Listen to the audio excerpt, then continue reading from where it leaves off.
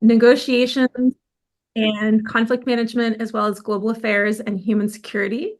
And I'm also on the membership committee for IAGS. And so I just want to give you a very brief introduction into how this session came to be. And I'm really delighted that all of you are here with us today and with Kathryn. Last summer at the IAGS conference in Spain, I was really struck at all of these fantastic panels that had been put together, but also at how difficult they are. We're talking about really, really hard things, hard parts of humanity. And many of us went out after the conference to enjoy some of the delicious Spanish wine, and there's nothing wrong with that. But it really got me thinking about how we as a group, we as a community in IAGS can maybe have some other ways of helping us cope with studying and hearing about the trauma of genocide and mass atrocity. So in our membership committee, we thought, let's do something with our membership to not only gain some skills, but then also to really promote community, because we're all working on such important but hard things. And so luckily, we also have another fantastic member in our committee, Hilly, who is here. And Hilly said, I have a great idea. So Hilly, I'm going to turn it over to you to introduce Kathryn. Thank you, Shelley. Thank you very much. And I'm also happy to see you all. Yeah, I'm Hilly Mudryk-Evan-Kent. Some of you know me, and I'm an IAGS member, and I'm also a member in the membership committee. And I was very happy when Shelley thought about this idea and introduced it to the committee, and that we decided to do that. And then it really rang a bell to me that 2 years ago I participated in a genocide conference in the Metropolitan State University of Denver, where Kathryn Young instructed a session about coping with secondary trauma. And so I thought it would be a good idea to ask Kathryn if she would be willing to do that for us. And Kathryn was very enthusiastic about it, and I was so happy and thankful to Kathryn, as I am also today. And I would introduce Kathryn, and I would say that I am very interested in seeing what she has to offer to us today. And I could tell you that from what I have seen, it must be very worthy to all of us. So Dr. Kathryn Young is a professor in secondary education at MSU Denver, and she has worked as an educator for more than 30 years, with the past 15 years in higher education. And before becoming a professor, she taught French for a year, and then English and math and science in the Peace Corps. And then went to be a special educator, specializing in working with students with emotional and behavioral disabilities. Dr. Young is a trained facilitator of the Intercultural Developmental Inventory called IDI. She's also a leader in embedding trauma-informed practices into higher education curricula. And Dr. Young has more than 25 published papers and numerous presentations across her research interests, and her co-authored book with Dr. Myron Anderson is Fix Your Climate, a practical guide to reducing microaggressions, microbullying, and bullying in the academic workplace. So I welcome Kathryn. Thank you very much, and let's begin. Great, thank you. And thank you, membership team, for inviting me. As you can hear from my bio, as a lifetime as a teacher, I've always been concerned with not just teaching people subjects, but also people's feelings around existing in space with other people. And the work on secondary trauma actually came to me pretty recently in all this. And so I taught in high needs settings always. And I know I took a lot home, and I know I got burned out from teaching kids who had really hard life stories. And I only had 20 or 30 hard life stories I was hearing, right? And so now I teach people to be future teachers, and I work with university faculty. And for a lot of us, students might come to us and say, oh, this is happening in my life. And you're like, what do I, like, I'm supporting this person. And then I just go home. What do I do with all my feelings that happen around all these experiences I'm mediating for other people? And in my work with microaggressions, I interviewed a bunch of people, and they're like, here's all these bad things that are happening to me. Now move it up levels to what you all do in terms of learning about researching genocide, the stories that you hear day in, day out as part of your work. There's also a question of like, what's being done for you so you can be doing that work, right? And so really that's the frame for today. So I'm going to share my screen, and if anybody wants the PowerPoint afterwards, I'm a real sharing sort of person. I don't feel proprietary towards my things really, and so anybody who wants this or wants to reach out afterwards, by all means, please do.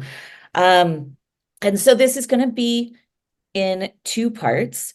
The first part is more explanatory, talking about researching hard topics through a trauma-informed lens, hopefully giving you some strategies, hearing about some of your strategies, but mostly me talking. The second half is actually active participation, where you all will be in small groups where you share with each other, because in this work, the people who are the experts are the people who are experiencing it. And so I can give you some ideas, but you might hear them be like, yeah, that's a terrible idea, or that doesn't work for me, or that's nice, but no.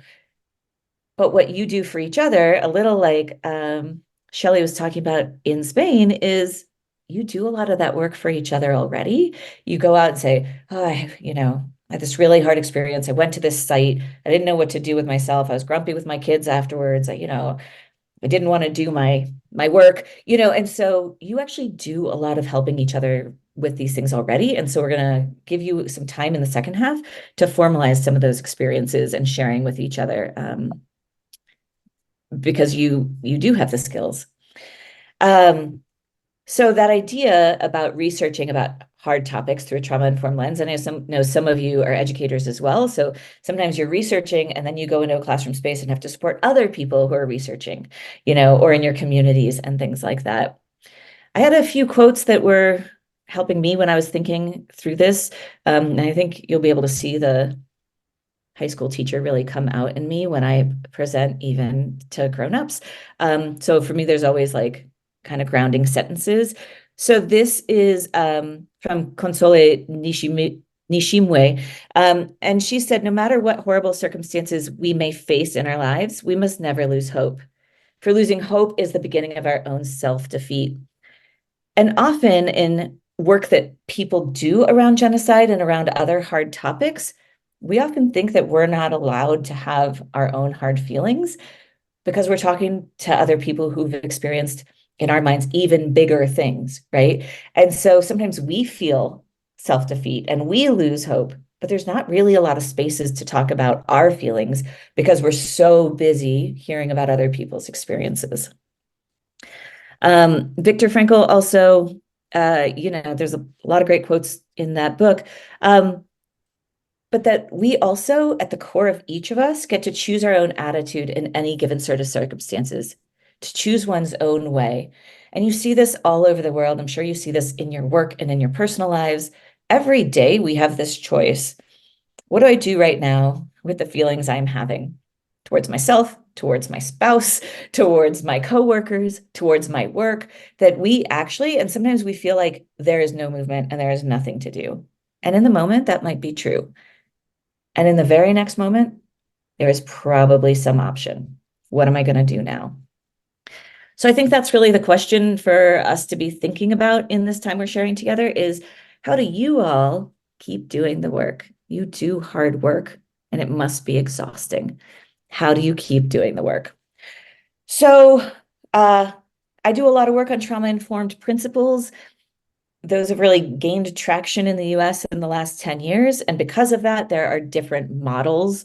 There's a model out of Oregon, there's one out of Missouri, there's the substance abuse and prevention people in the United States from the government, we call them SAMHSA, they have a model. The model that I use with colleagues is this Hearts Trauma-Informed Principles model. And it's an intersecting model out of the University of San Francisco in California. And so it has these 6 tenets that say when you're doing trauma-informed work with yourself, with your colleagues, with your students, there's these 6 different things. And you do them for individuals, and you also think about these for the systems you're in, the institutions you're in. Today, we're really going to be talking mostly about individual level. What I'm most interested in when I work with people like at my own institution, I'm like, what is the interplay? What can the university be doing? What can our departments be doing? Because the idea of resilience cannot be only individual. Today, we are going to talk about the individual side. So part of it is understanding trauma and stress. We're going to talk about that a little bit today. And if you're somebody who likes to read lots and lots of words, this is the slide for you. If this slide does you in, just look at the bold words on the right. But one of the things that we know from this research is lots of us don't actually understand trauma and stress. We don't understand how stress impacts our own bodies, our own behaviors, and our own minds, let alone other people's.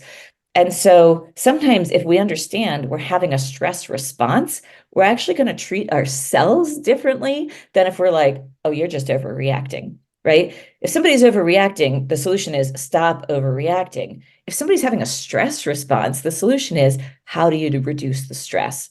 And the whole idea of trauma-informed practice is to promote healing. From a selfish point of view, and you probably all know this, when you're really stressed out, it's hard to get work done, right? So on a like pragmatic, you only have so many hours in a day point of view, when your body is stressed, your brain actually works worse. And so just from trying to get your work done point of view, when you can lower your stresses, you'll actually be a better worker. You might also just care about it because your body will react better. You'll have less tightening of blood vessels and stress responses and things like that. So there's lots of benefit to being less stressed out. Also, the people around you will like you better. The second category is about racial trauma and equity. This idea that when we talk to people about trauma and our own, it's always about this interaction, this interplay between each of our personal histories and our social histories. Why does something affect this person so much more than that person? So if you're talking with colleagues and they're like, oh, yeah, I read those interviews and it was all right. What's their history that helps them be okay with it? And what's your history that maybe you're not okay with it right now, right?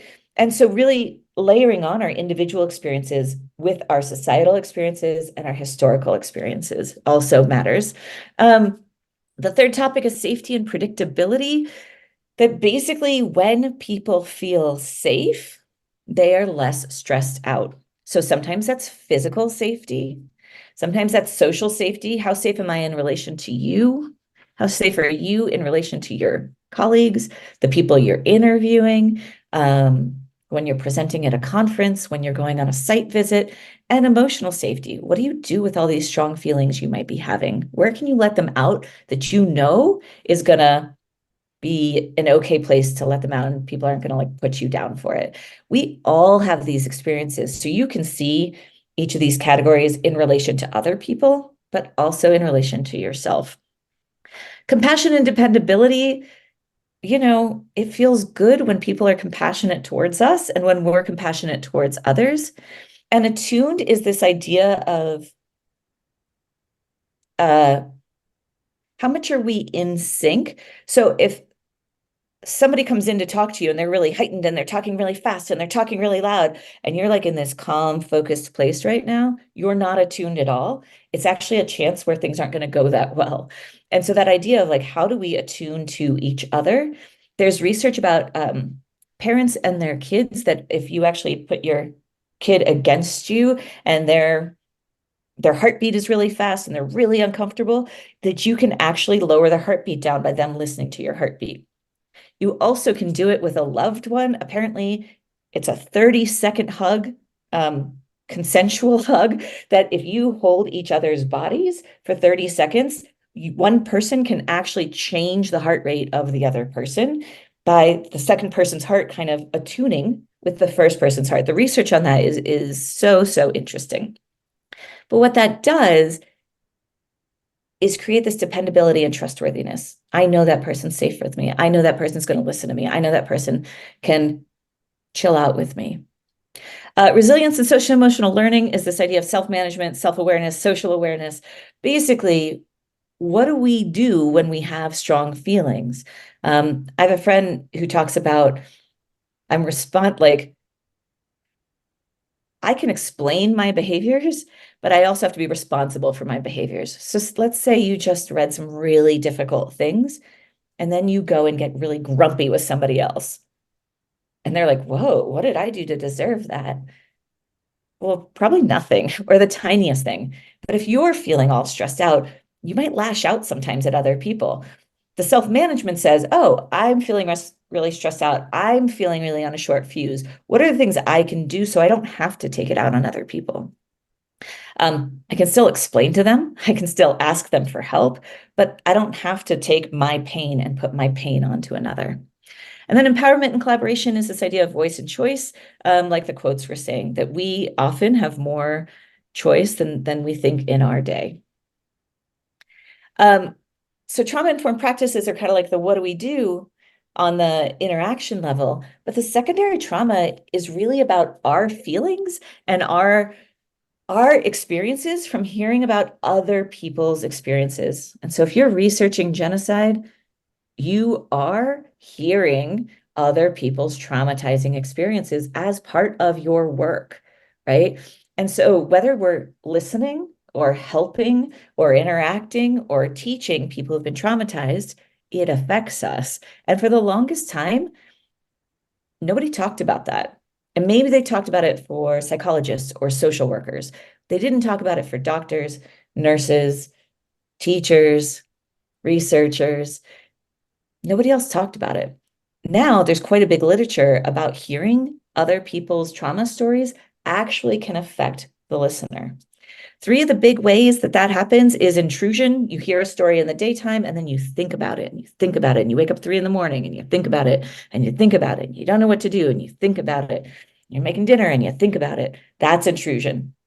Avoidance, oftentimes we'll do this and not even know we're doing it in the moment, is I know that person has a trauma story. I know that person's going through a lot. I've heard it twice already. Oh, I see them. I'm going to just go around.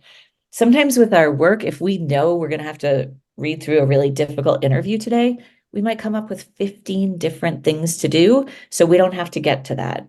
So we're avoiding having to interact with that source of stress. And then arousal in common language is a weird word. In psychology, this is the word they use. But often it's like, so I'm thinking about it, I'm thinking about it, I'm thinking about it. I then get negative emotions about thinking about it. I might get more irritable. I might get angry. I might have difficulty concentrating. I might become really careful in all situations. I might exaggerate the startle response, which means like I might like this a lot. So years ago when I was in the Peace Corps, I was in Namibia, post freedom from South Africa. And I'm a really red white person. And I lived in a big village, but I lived in a village. And so a lot of people, when they saw me, I looked like there were like good South Africans and bad South Africans. I looked like the bad South Africans. I looked like the bad South Africans who did atrocities to Namibians as just a way of being and keeping people in line. And so what happened is people had this hypervigilance around me, but they had told me stories about helicopters flying overhead and then what would happen afterwards. And so then I ended up having hypervigilance every time I heard a helicopter flying overhead. And still for like 5 years after I came back to the States, I would hear a helicopter overhead. I would go into this flight or fright thing. Nothing bad ever happened to me in relation to helicopters, ever. But I'd heard so many stories about helicopters triggering terrible things that I developed this like fear, this hypervigilance of helicopters. Nothing ever happened to me, right? That's secondary trauma. I didn't have a word for that back then. Nobody ever talked to me about what that meant, about why I had this new fear of helicopters. And so if you end up with some fears from talking to and reading other people's experiences, that's that arousal. That's that secondary trauma. So to put it into like more concrete terms, secondary trauma can show up in lots of ways. So these are the things we might experience through other people's traumas. I'll also say some of you probably have experienced primary traumas and primary traumas in relation to genocide yourselves. We're not talking about that today. That is this whole other level of trauma. But for people who've experienced primary trauma, they are more likely to experience secondary trauma. So if it's triggering for you to think about these things, it's often because you're re-experiencing them for yourself while you're hearing them for others. And that is a huge load to take on yourself. So if you're somebody who've experienced the primary traumas, similar or different than the ones you're listening to, it can often re-evoke your intense feelings from your primary traumas. So your secondary trauma could be because you've never had those experiences and now you're feeling these things, or it could be because you had them and it's really evoking these things. The inability to listen, like words are going in and you're like almost foggy to that. Anger and irritability comes out a lot, and so then the question, which we'll look at in a few minutes, is like, well, what do I do about that? I'm going to highlight guilt because we're going to look at a few quotes related to it. This is one that academics often have, and people in helping professions often have, is I feel guilty because I don't know what to do with my own feelings because those experiences are so much worse than my feelings. How can I have any negative feelings? I should just be there to support. And so there's a lot of us who have a lot of guilt and don't feel like we can ever speak about that guilt. Some people with secondary trauma even get chronic exhaustion. Their work just makes them tired. Or they do their work and they're okay all day, and then they just have to like lay down or watch TV for 5 hours.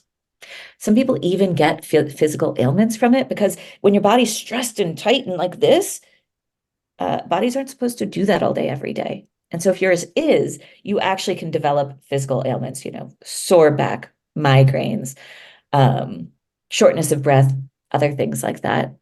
And then if you're feeling all sorts of ways, you might avoid people or activities because what do you have to say to them when your day is so different than their days? Except people and activities are often one of the things that'll help you in the long run. And then nightmares and things like that.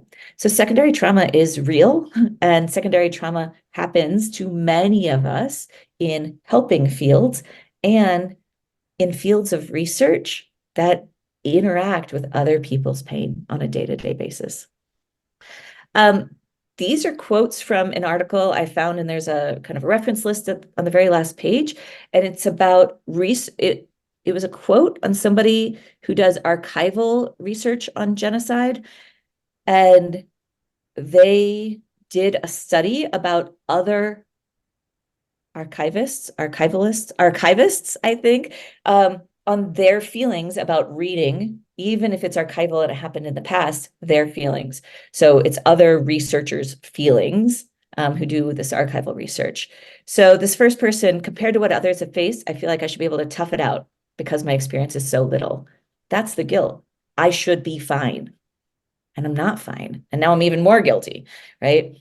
While I've experienced anger, sadness, and detachment, numbness, I don't think I'd characterize it as secondary trauma. I don't particularly enjoy working with records of trauma, but it didn't have a huge impact on my life. I also find it difficult not to find my emotions in these instances somewhat self-indulgent. That self-indulgence, that's the guilt. After all, I'm a cis white male with a good job and very few problems. This shouldn't be about me. So that he's actually saying it doesn't have a huge impact on his life. And then he says, he knows he's having emotions. So it kind of is having a big impact on his life. He's just minimizing it, right? Which is another thing about secondary trauma. Now, you can be somebody who does this work and doesn't experience secondary trauma.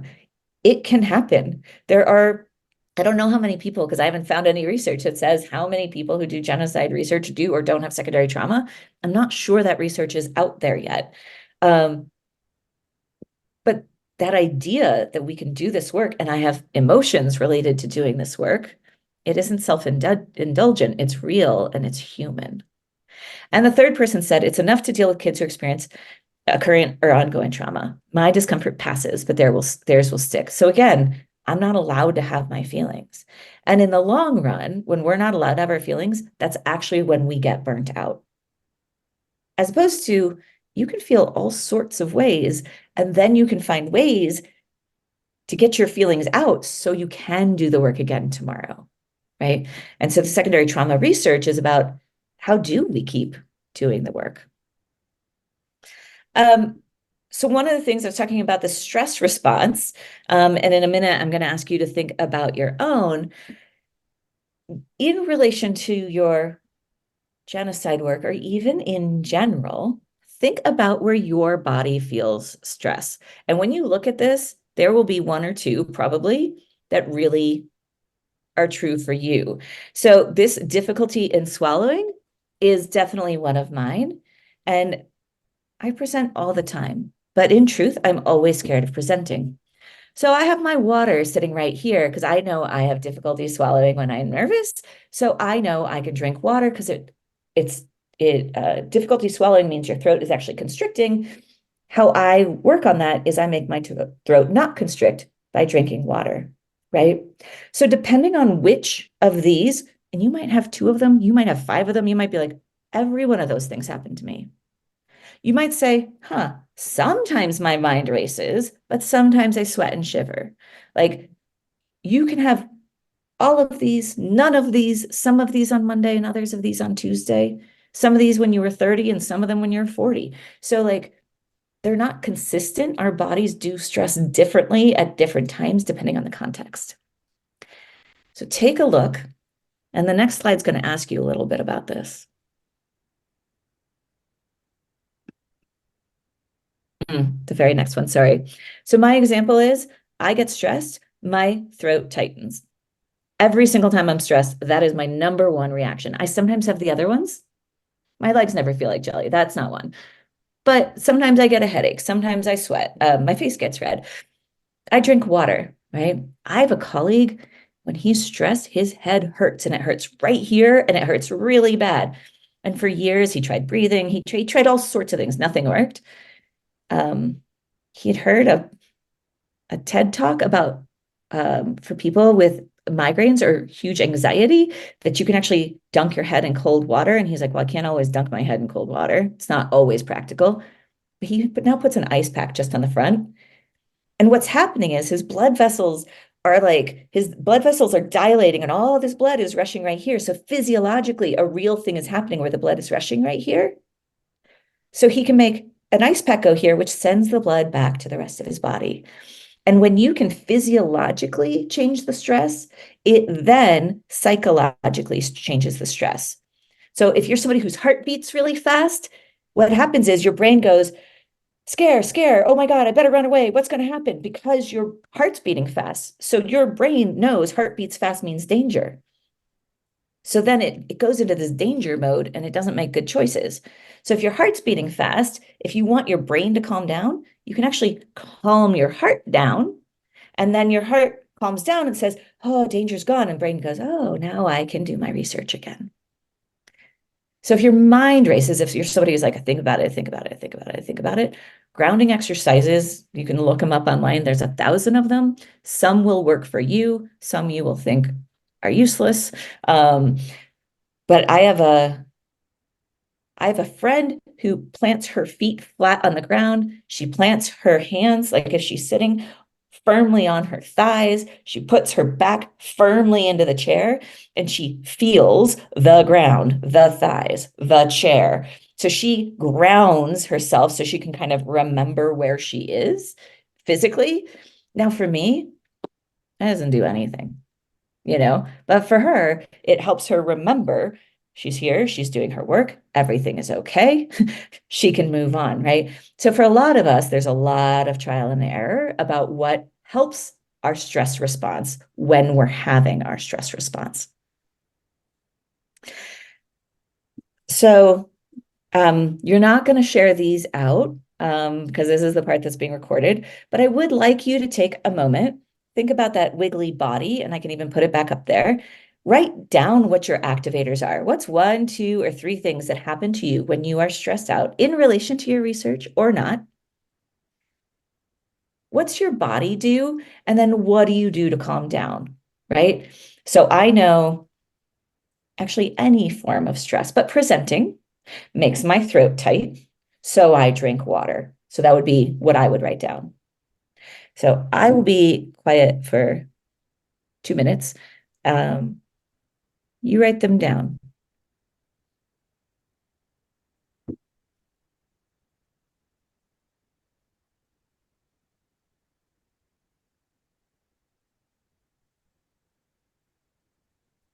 I'll go back to the body if that's helpful.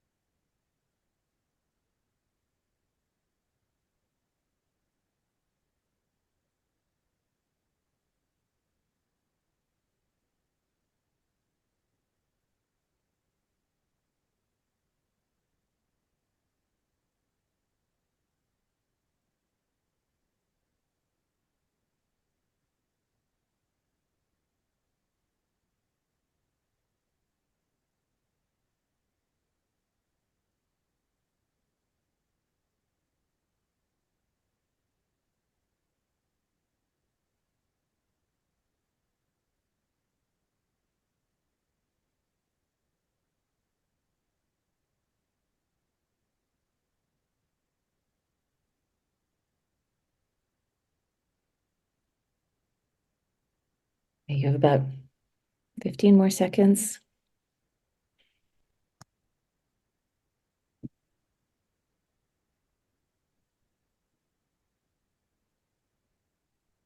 Okay.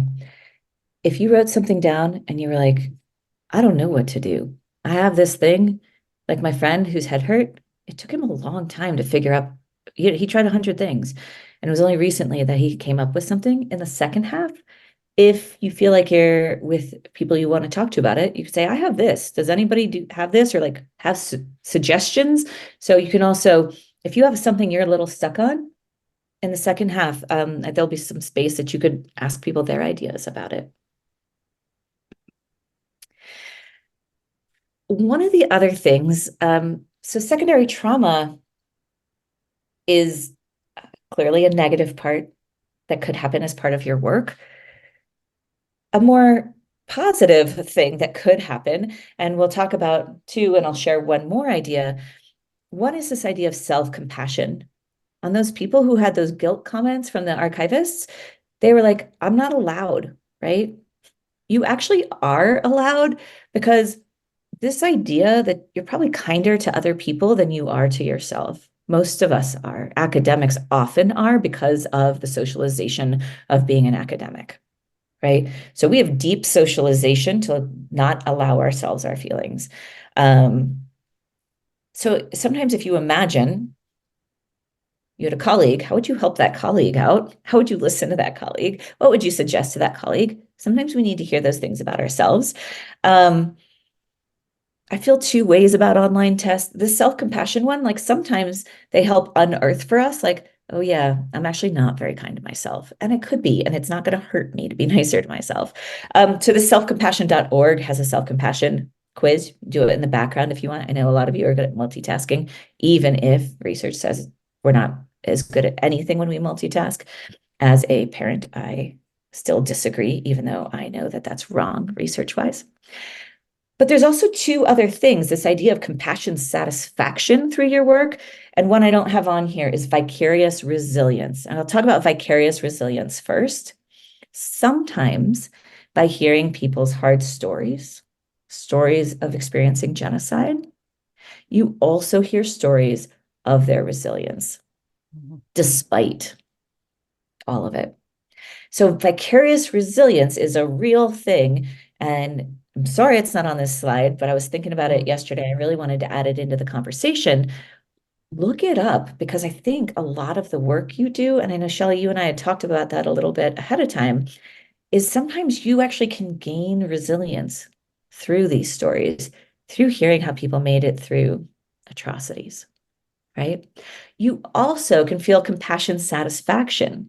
And you can ask yourself this question, even in the middle of the day: what makes me feel good about my research right now? Why am I doing this? Why am I doing this hard field on purpose every day to myself, right?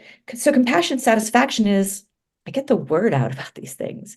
Hopefully we don't have to recommit this same atrocity in the future.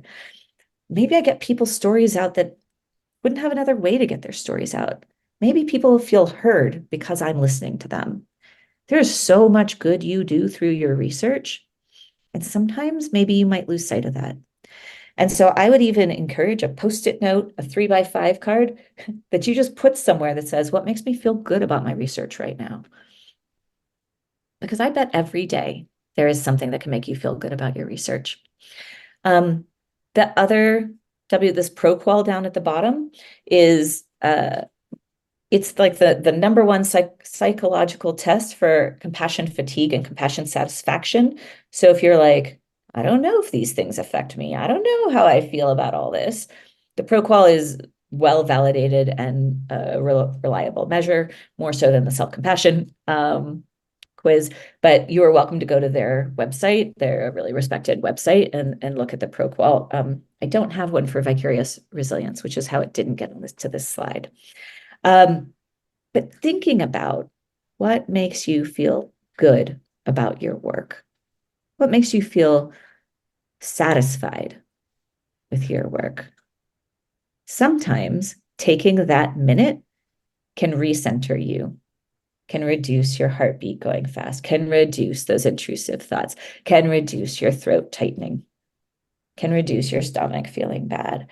Because if we acknowledge we have those real body reactions and brain thinkings, we have, like the quotes were saying in the beginning, we have the capacity to actually change how our body is reacting to these very big, hard topics that you research in and day out.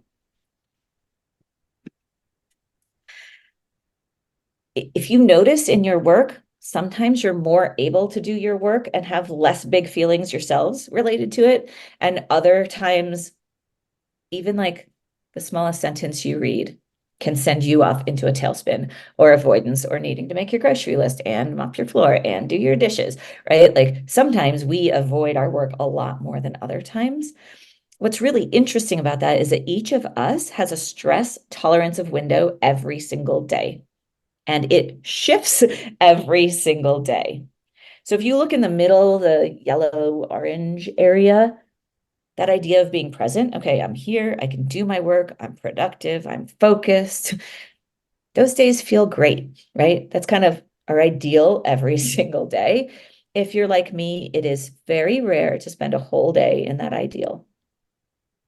For those of you who are parents or caregivers, sometimes you have all these things happen with your family, and then you're like, and now I'm supposed to do research, right? Or you have a bad experience with your boss or colleague or traffic. When your context shifts, you are more and less able to get your work done because your secondary trauma might be impacting you more or less today. So if you look on the right side of the screen, the red, am I scared? Am I angry? Am I stressed? Am I restless? Am I on guard? Those are kind of the flight ideas. I want to get away. I want to fight you. I'm like, right? On the far left are ways to disengage. I freeze, I faint, I shut down, I can't remember things. real fidgety, I'm foggy, I'm confused. So if you go into your work at one end of this, you might get more secondary trauma that day than you would have a different day. And that's why all of these topics are so like, they're kind of always a moving target, which makes it feel like they're really hard to address. But often, if we address our own stress, so if I already know I'm angry and scared starting my workday, well, then I might need to do some things to try to move myself closer to the middle, because the closer you get to the middle, the more productive you're going to be. And the possibility that those things are going to stress you out less that day. That might still stress you out tomorrow, right? So there's all these things we can do before and during to try to help ourselves out when researching hard topics.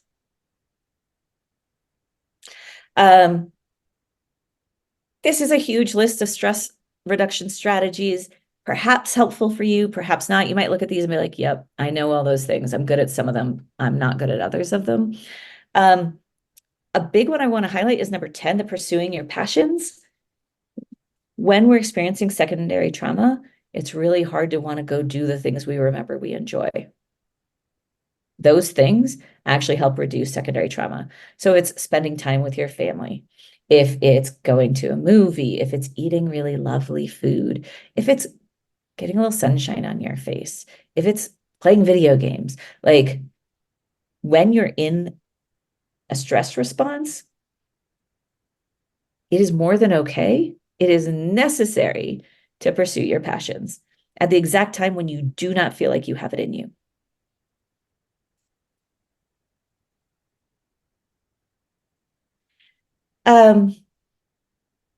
This is a sheet that I actually print out and put next to my computer at work because I get busy. I forget that I can do tiny things.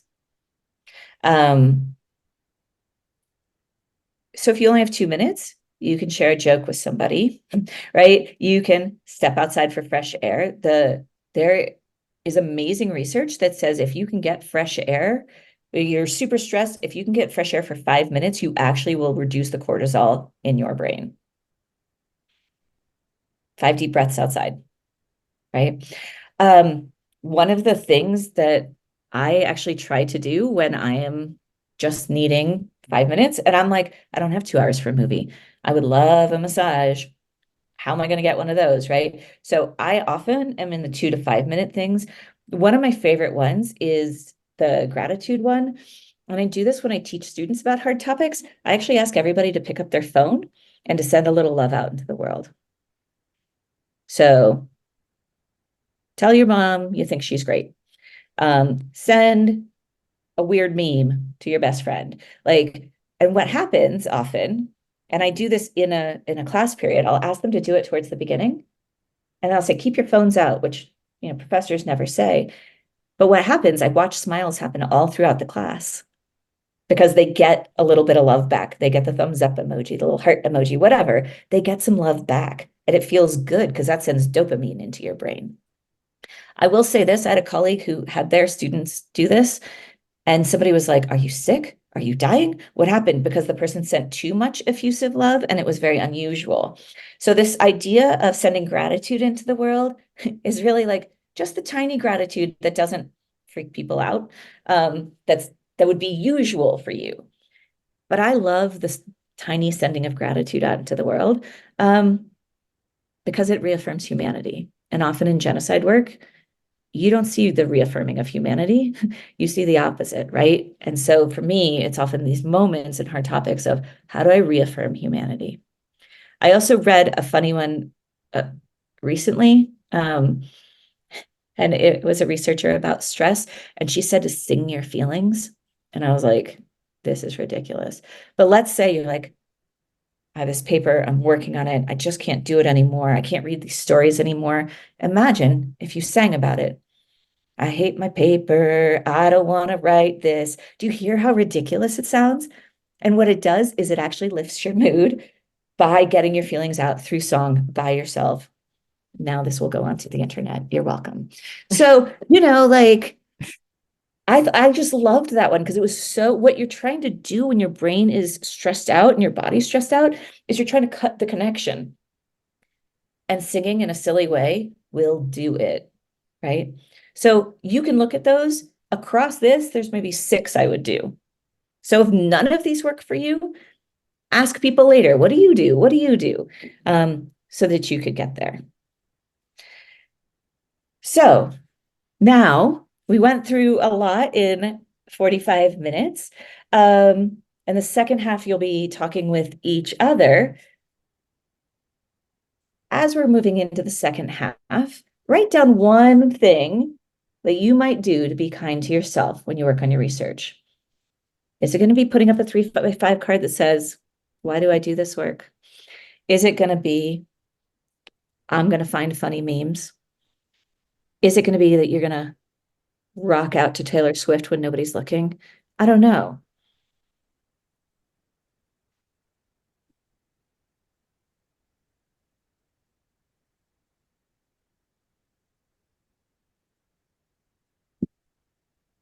And then my challenge to you is to actually do that one thing next week or tomorrow or today.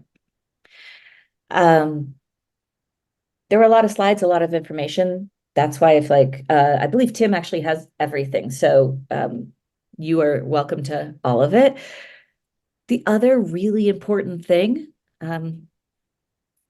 is you sharing with each other. I don't do your research. I do different research, right? You all are actually the best people to talk to each other about how this stuff lands, what it does for you. So in a few minutes, we're going to move into small groups, but I want to talk a little bit about how to do the small groups when you're in them. If possible, if you can have your screen on in the small group, because it's a little more awkward. If not, if you can't, make sure you at least speak so they know you're there. Or if you really can't be in it, just be like, hey, I know I'm in this group, but I'm not going to talk. Because if it's 3 people and 2 people are doing that, the other person's just going to be confused. So let the people in your small group know what's going on. Be present when you're listening. You know, people can tell if you're typing while listening. Respecting each other's times. You'll see we have time limits for things. If you have 3 people, divide it up, see what it's looking like. Try not to interrupt or speak for somebody else. And then this practice perspective taking is like if somebody thinks really differently than you, what if you just pause and listen to how they're thinking through what's going on for them? The second one, and I think this is really important when sharing stories, especially sharing stories that could trigger other people. If you go into too much detail, because it's really good for you, you might be sending somebody else off into a tailspin because you're genocide researchers. Sometimes you want to talk details and sometimes you kind of want to be higher level. So before you share, you ask yourself, like, what's the purpose of my sharing? What do I want them to hear? What do I need from it?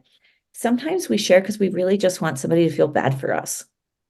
I do that. I do that with my spouse sometimes, right? Oh, poor you. Think about it. And then also think like, if it makes you unmanageable in your dysregulation, maybe that's not the story to share right now. Maybe that's a story to share with a very close person to you. Because when you share and dysregulate, you are evoking feelings in another person, right? And so it's like, who knows you well enough to be able to take the weight of your feelings? Like sometimes that's why people see therapists, because that person's job is to take the weight of your feelings and they have ways to put it somewhere else. So with colleagues or people you might not know that well, think about how much is too much. What can you share that you can moderately keep it together? Because it is only a half an hour. And if you overactivate yourself, what are you going to do afterwards? So it's not saying don't share. It's just being thoughtful about the sharing. Obviously, I have no guarantee that there's confidentiality in these small groups. That is for you to decide how much to share, what's that about. And if somebody's listening and it's like, whoa, I just can't take anymore, that's also okay. Because this idea that we can activate each other by sharing our stories. Sometimes sharing stories is really great, and we help each other and we unburden each other. And sometimes other people get overactivated from listening. So just be thoughtful in your small groups. Again, you all have a lot of shared experience, even if you're researching different genocides, different parts of genocide, different theories related to it. And so, here's all my like warnings, but those warnings are so you really enjoy your time together. So in your group, you need some facilitator in case you have everybody's so polite they're not going to speak. You need one person. I would say it's the person whose birthday is closest to today, either backwards or forwards. So maybe the birthday is March 15th, or maybe it was March 7th. That person, they are the facilitator who gets to say, and what do you think? And how was your experience? The timekeeper is the person whose last name is last in the English alphabet. It's because my last name is Young, and I never got to do anything growing up because I was at the end of the alphabet. So timekeeper gets to be like, I know you're in the middle. You have about like 1 minute left so we can make time for other people. So then in your group, your facilitator person asks each person to respond to the prompts, and then the timekeeper respectfully encourages finishing. So I would say if you can get out your phone, and I can put this in the chat as well. So timekeeper first is 10 minutes, not 10 minutes each person, 10 minutes total. What resonated from the first 45 minutes? People can also pass, so that you wrote a little bit about it. You can also talk a little bit about it. What did you think worked for you? What were you like, she is so off base? That's your 10 minutes for that. And then you have 20 minutes. So moderator, facilitator, this is you again. Here's your questions. What is hard for you about genocide research? How do you help yourself? How do you let others help you? And what do you think could help you more? Right? So maybe this is 2, 2, 2, 2, 2 over and over again, or maybe this is that person gets 5 minutes, that person gets 5 minutes. You sort it out in your groups. I'm going to be in the main group because I found when I join groups, nobody talks to each other, then they just talk to me.